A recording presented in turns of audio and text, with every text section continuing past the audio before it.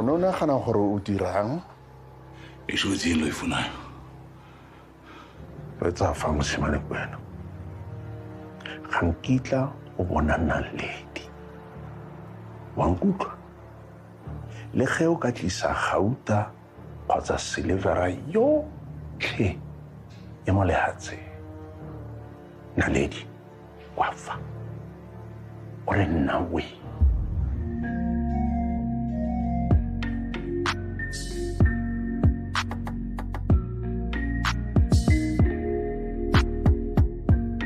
Hello everyone, welcome back to ASR, African Stories Realized. The Wife is back for a final season, and we are back with the weekly reviews. Don't forget to like and subscribe, let's get into it.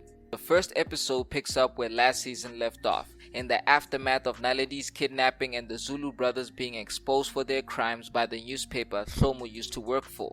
The news of the Zulu brothers' crimes causes unrest amongst the public, and the Zulu brothers have now become public enemy number one from the taxi rank all the way to Ngoba's tavern. Sambulo, Mkoki and Nkosana go around the city taking care of loose ends which might link them back to the crimes reported.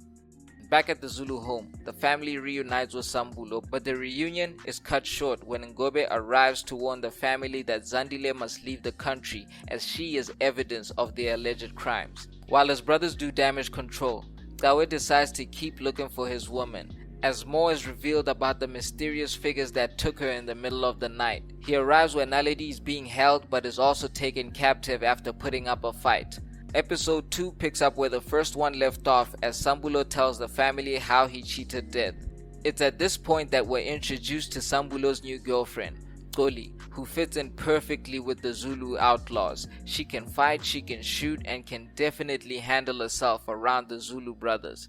We are also introduced to the man responsible for Naledi's kidnapping, and it's none other than her father, who appears to be a chief. The chief welcomes Naledi back home, but little does she know that Dawe came looking for her and is now being held captive by her father. Naledi's father delivers a cold message to Dawe, letting him know that he'll never see Naledi again.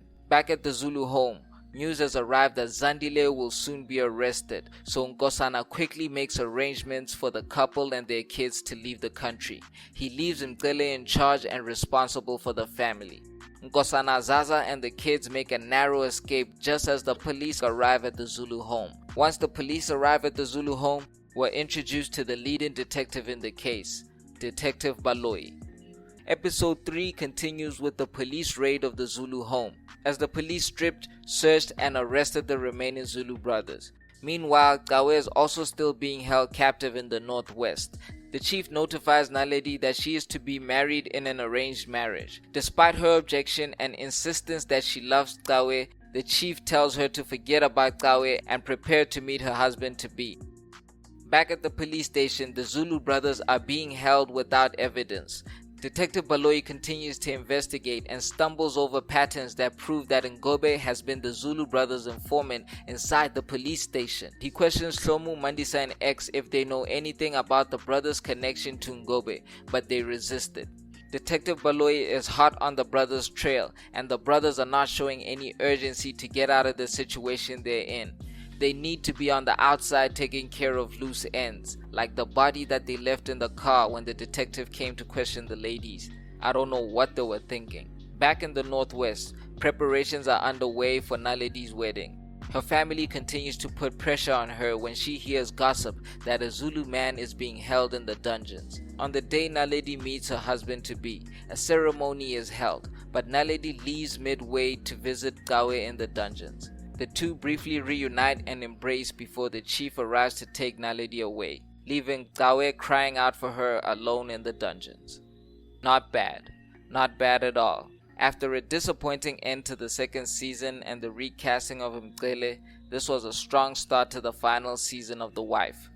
My only question is, where was Ngoba in all of this? I wish they had at least tried to explain his absence, cause you could feel something was missing. All the new characters did their thing, very strong performances, even from Wiseman, the new Mgele. The shadow of Bongo still looms over the character a bit, but I believe halfway through the season, Wiseman will fully be integrated as Mgele. I do feel Wiseman is a bit too short compared to Bongo, especially when he's face to face with Kawe or Nkosan. But otherwise, he really embodied the character.